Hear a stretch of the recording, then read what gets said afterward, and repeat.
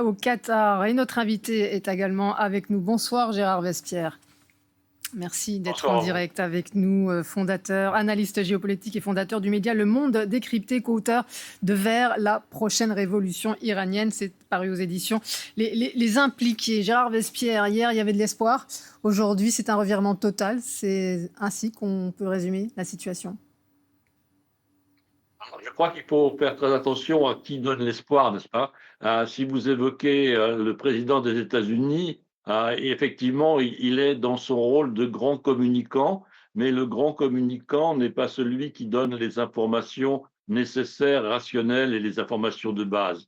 Donc, on est dans une situation très difficile parce que nous ne connaissons pas dès le début les buts de guerre de l'énorme appareil militaire américain. Nous ne connaissons pas la situation exacte des négociations et c'est normal, il y a le secret des contenus des échanges. Et au sommet de la pyramide, eh bien, nous avons un président américain qui joue le rôle d'influenceur et qui ne décrit pas la situation. Il envoie des messages pour avoir des résultats tant à la bourse de New York le lendemain matin ou dans l'heure qui suit et auprès de son électorat. Donc la situation d'interprétation est très difficile. Chaque parti, Iran et États-Unis, essayant à chacun son tour de prendre l'initiative et de montrer sa force.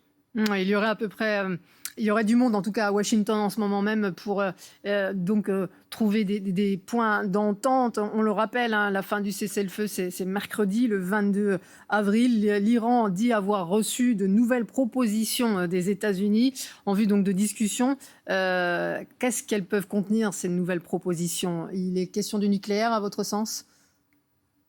Alors, par rapport à ce que nous venons d'échanger, n'est-ce pas? Eh bien, effectivement, la seule chose dont nous soyons certains, c'est qu'il y a une continuité dans le processus de négociation. Donc ça, c'est vraiment un élément important que vous venez de le rappeler à 3 jours, 4 jours de la fin du cessez-le-feu. Alors, sur le contenu, eh bien, effectivement, il y a le problème du nucléaire, mais aussi il y a la situation économique de l'Iran. Et il ne faut pas oublier que l'Iran est venu autour du tapis vert parce qu'il y avait menace sérieuse de son économie intérieure, n'est-ce pas, puisqu'il y avait un début de destruction des moyens de communication internes. Et maintenant, il y a le blocage d'Ormuz. Donc, il y a cette double négociation économique et effectivement militaire autour de la situation nucléaire. Et on a entendu aussi dire que les négociateurs iraniens ne feraient aucun compromis, ce qui enlève beaucoup de possibilités sur les échanges entre Washington et Téhéran.